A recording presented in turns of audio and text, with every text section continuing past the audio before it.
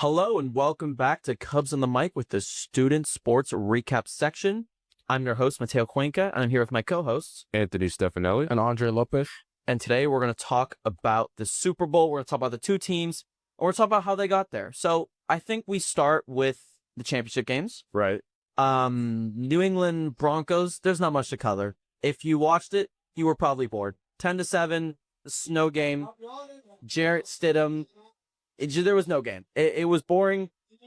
Let's skip it. And especially with Bo Nix being out for this game, it was pretty boring. Like on offense, it's not a lot happened. The Broncos don't want to respect though. They had something going early though. I mean, Jarrett Stidham hit that before one. It started snowing. Yeah, I want to just shout out, honestly though, the Patriots D line. You got to respect those big boys and the little man just being able to stop everything. I mean, it was a snow game, so it's mostly determined by defensive grip. Yeah, let's go to the NFC Championship. I think actually we should touch on one thing though. Anthony mentioned it. Like the offense was working until it started snowing.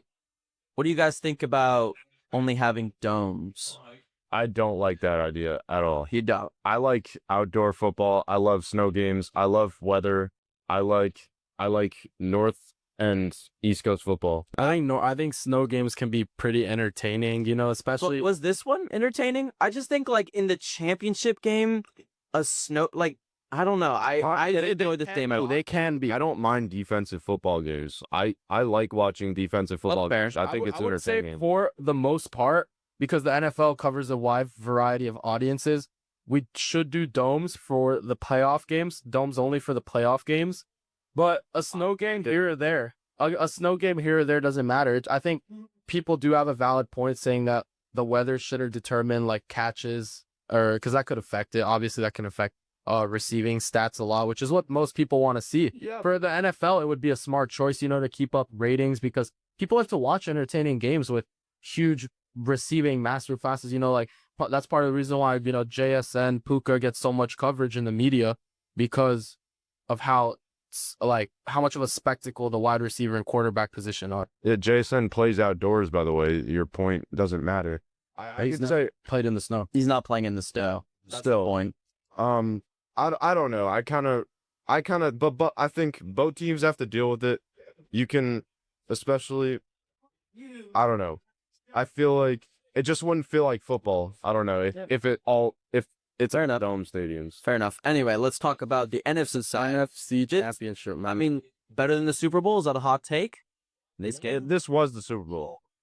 I mean, and especially as a Niners fan, I would honestly find both fan bases to be somewhat pretentious, but I was really going for the Seahawks here, and it was entertaining. 27-31. Seahawks did great offensively, great defensively. Definitely more entertaining than the Super Bowl. I think this is one of Sam Darnold's best games. I think we'll touch on the Super Bowl later, but this game was picture perfect for him. But Stafford was playing great too. I mean, if the Rams can field a kickoff, do they win this game? No, you can't. I don't think you can do that because, again, the game play. People always try to put games off of one play, but games are really never determined by one play because everything would change from there. But obviously, the special teams did really put the Rams in a tough spot. But I was honestly really impressed with what Stafford was able to do when he was down by a couple scores and he just didn't blink. He kept slinging the rock and. Yeah, he kept I think that Mateo, I don't think that special teams play really defined the game. The quarterback play from both sides did. And that's why this game will always be considered to be more entertaining than the AFC Snowball or, as we saw, the Super Bowl. No, absolutely. I'm just saying, if we look at this game this season, both of the Seahawks wins have included some kind of fluke plays. It just goes to show more so how close these teams are. Let's put it that way. How equally balanced these teams are. These are the best two teams in the NFL right now. I don't think that's a debate. Yeah. No. I mean, I respect both of them. I just think the Seahawks are better, though.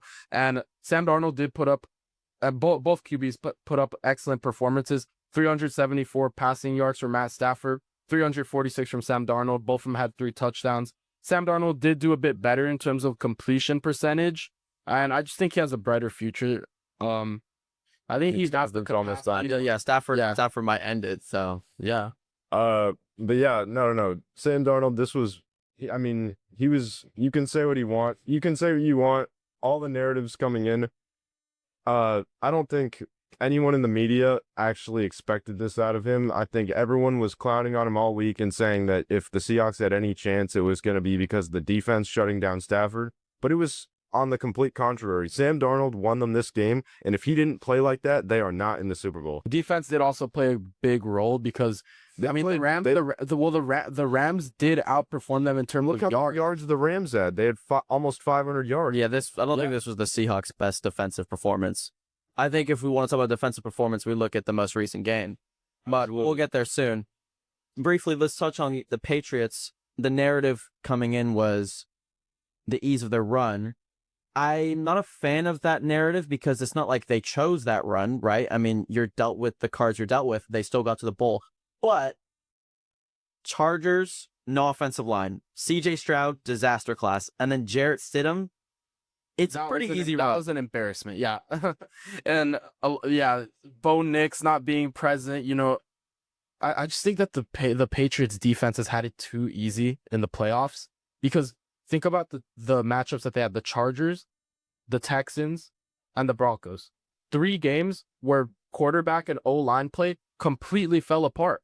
I agree with that narrative also because of the fact that they had to play the Jets. And we can go into how bad the Jets are, but I mean, I don't think it's worth. Well, that's just 2 regular season games. But overall, yeah, the regular season schedule was easy. Let's talk about the Super Bowl. I mentioned Sam Darnold's amazing performance against the Rams. I wouldn't say it's the same against the Patriots. I think this is kind of just it's a good performance, not a bad performance. No turnovers. First half, missed a couple passes. He did what he had to do. Let's put it that way. He did what he had to do. He didn't make any mistakes. He won the game. I mean, he had better QB rating than Drake May, 53. Yeah, we'll talk about Drake. I'd actually somewhat disagree with Mateo, saying that it was more so of an average performance. I think of Drake May and Darnold, they were both definitely facing. The Patriots actually surprised me a lot. I wasn't aware of how good their defense was. And oh my God, Christian Gonzalez is a superstar. Yeah. And Woodson, he's great. Milton Williams and that D line is really good as well.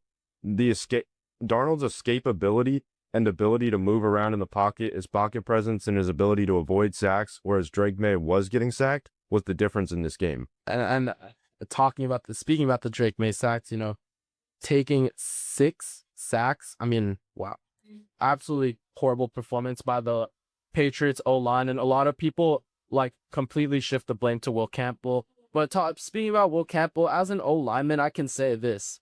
I just don't think that arm length is, oh my gosh, the big determining factor. Like, watching each individual pass rush rep, you can see Will Campbell is not sitting down in this chair to punch. He's just going for a regular 2-handed punch. He turns his shoulders, either gets beat around the edge or he's just not playing low enough.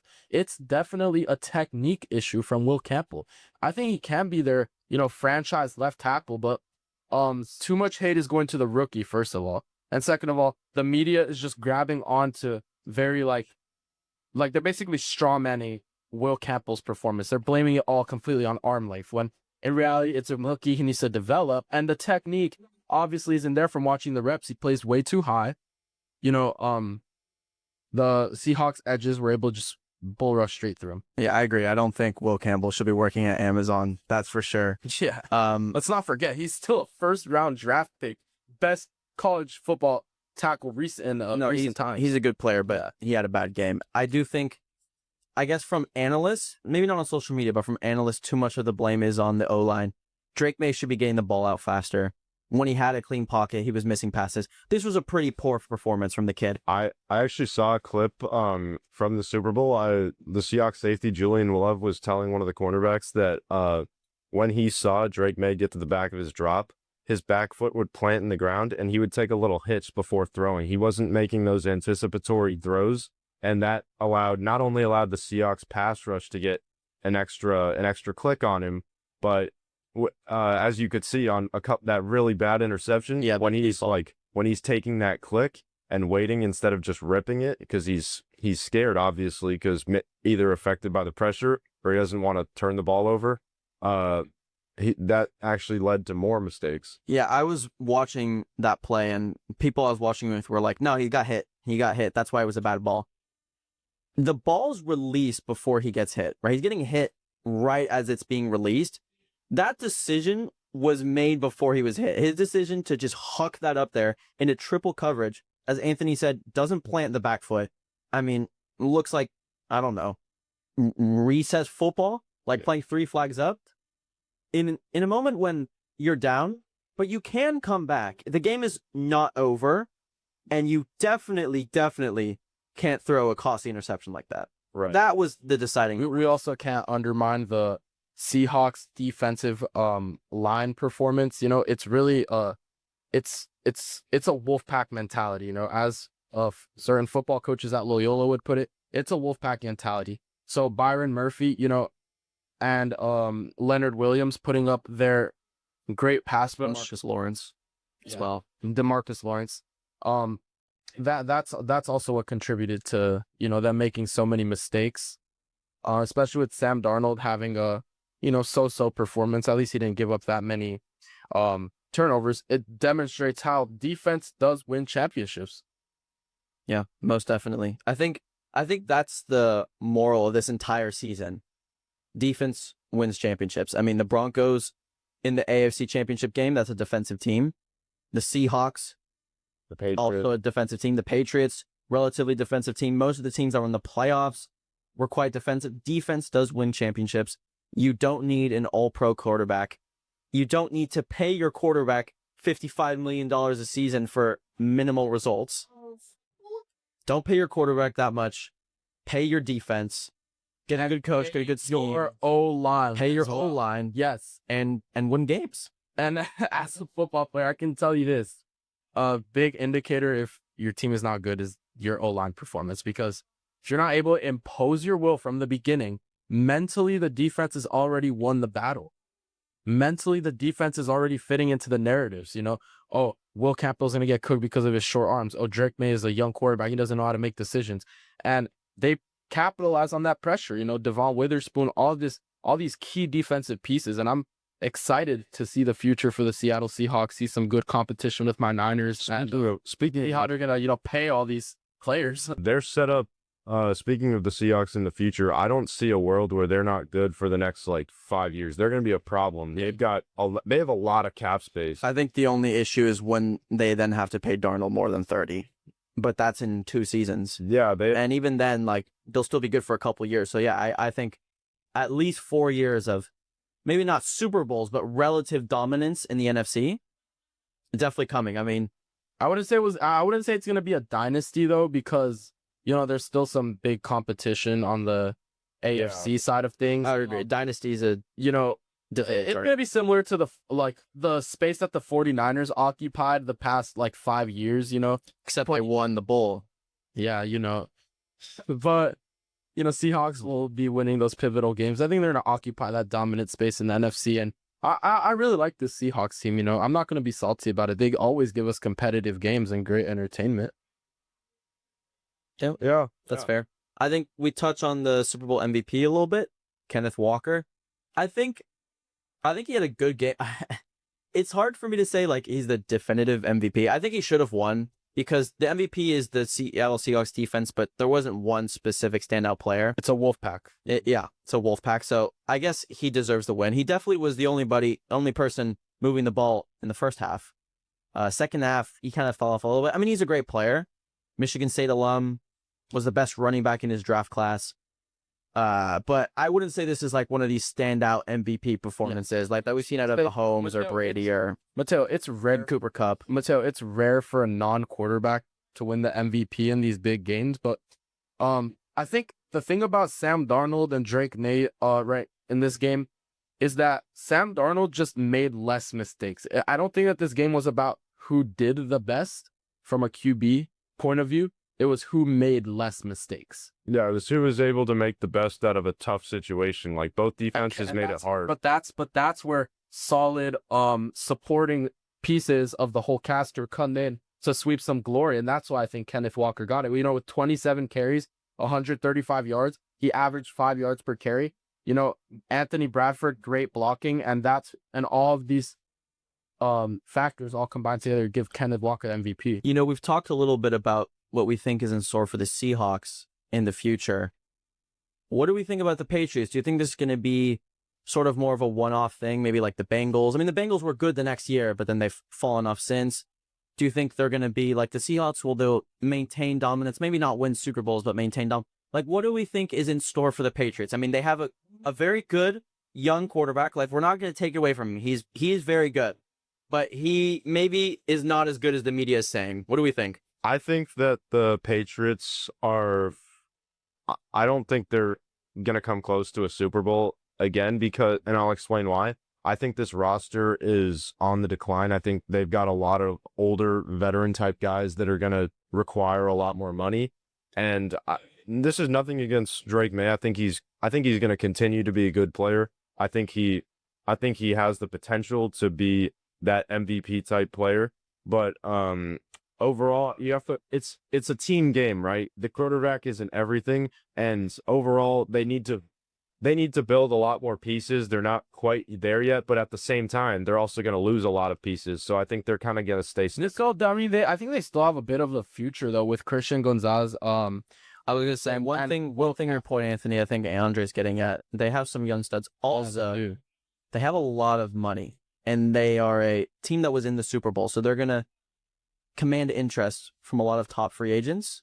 I think this next offseason, This is their window. This is their window. Yeah, with how they draft, how they sign, when they have all this money, when Drake May still on this rookie contract, I think this next offseason will determine their future. If it's not a good offseason, I'm going to agree with Anthony. I don't think they'll be great. If they have a great offseason, we'll see. I don't think this year is dynasty potential. We're not talking about great. Just a reminder, but just a reminder, how much draft capital do they have? Because what I'm thinking right now is that, given how like easy their schedule is, when we've already went over there, but how far they exactly. And I'm not that informed on the Patriots off-season plans, but from what I'm thinking, it's like the Patriots are gonna be on the decline. I think they're going downhill because they're winning too many games to justify a good enough rebuild by getting first-round draft picks. Even though they do have free agency money, They're we're gonna be some good free agents this season. I think the Patriots could do with picking up some more weapons for Drake May, and then also maybe getting a couple of backers, getting a good Mike backer. Is Brandon Ayuk still a free agent? I don't know what's going on with that guy. Is he in jail? No, it's not Brandon Ayuk. But I think Brandon Ayuk could fit into the Patriots fine. You know, being the wide receiver one.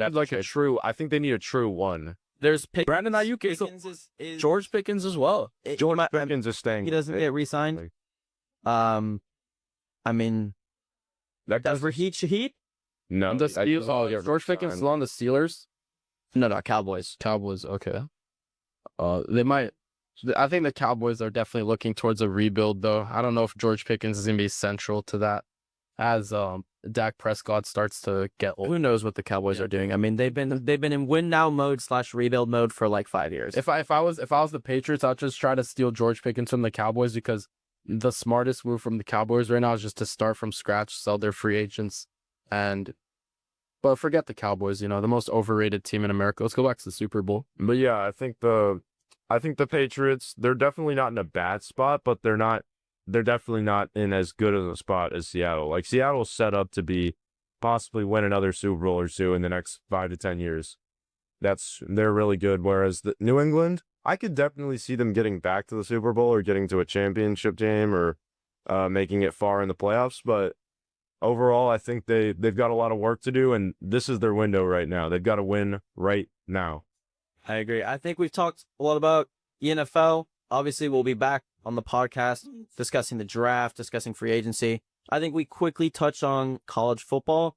It's kind of old news, but obviously, Indiana championship season, amazing season. Benefits of the transfer portal for these schools that are on the come up. Yeah, absolutely. And these certain SEC schools that aren't doing that good, like for example, Vanderbilt. Vanderbilt actually had a pretty good year this year. Vanderbilt, I think they are on the rise, especially with the rise of the transfer portal, because now it's a question of who can give you the most money.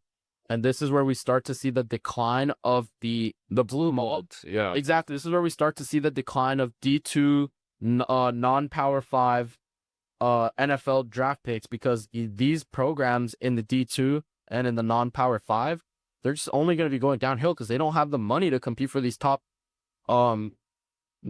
recruits, high school or transfer portal recruits. And another thing is, And that's kind of how we saw the rise of Indiana. And we'll talk about Fernando Mendoza later. I think his situation is kind of cooked. But Anthony, you had it. as you were mentioning Indiana was, in terms of college football, terrible their entire history. But now with NIL being so prevalent, schools like Vanderbilt, Indiana, they're in Power 5 conferences, but they've never been football schools, right?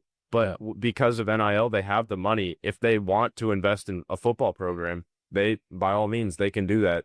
Maybe even private schools like USC. I mean, Well, USC has been around for a while too. yeah, USC has had a history, but this is upwards trend for USC for my California locals. I know we have a lot of USC fans, in this school. No, That way, it is a good future. I'm looking at a lot of these high school athletes. They are. I'm pretty sure we have a strong safety from Loyola who got a walk on here, Peter. Yeah, it's just a really bright future. Landing a bunch of 5-star recruits, and they have the money for the transfer portal as well. It's just a question of who's gonna be the first to capitalize on the trend. And this season, we knew it was Indiana. Yeah, I think we touched on Mendoza, as Andre was talking about a little bit. It's probably gonna be going to the Raiders. I think Consensus #1 overall pick. I feel bad for the man because he's gonna be put in a pretty awful situation on the As Raiders. most #1 overall picks are. Yeah, and I feel bad because he does show good character and good media composure, but as a player, I'm not that impressed by what he did at Indiana. Like, there was a lot of RPO offense that I saw. agree with him. And I'm not discrediting that, but in the NFL, with how versatile defenses are, they can Yeah, don't disagree. dismantle that kind of stuff pretty quickly. Don't disagree. Great player, not a generational prospect like some people are saying. Yeah, I don't know. in general. Generational is just too overused. The most I agree. recent person that I would say is even close to generational is probably Caleb Williams. But Yeah. yeah, I mean, other than I mean, people were discussing Trevor Lawrence as generational, not- not in the NFL, but I think he's pretty mid in the NFL, but Right. But yeah, I agree with Andre's points about Fernando Mendoza. I think he can still be a solid player, but it's going to be a tough situation, and I don't think he's quite NFL ready yet. I've also been hearing a lot of buzz about the edges being too short. I mean, You heard the buzz about his hand size? yeah, and what's the name? We have Ruben Bain, the Miami D-tack, and I just don't understand because the thing that NFL that you need in the NFL is versatility, and Ruben Bain has demonstrated that in his college career. I don't understand what the problem is with him being too short. Okay, fine, just slide into the 3-tech.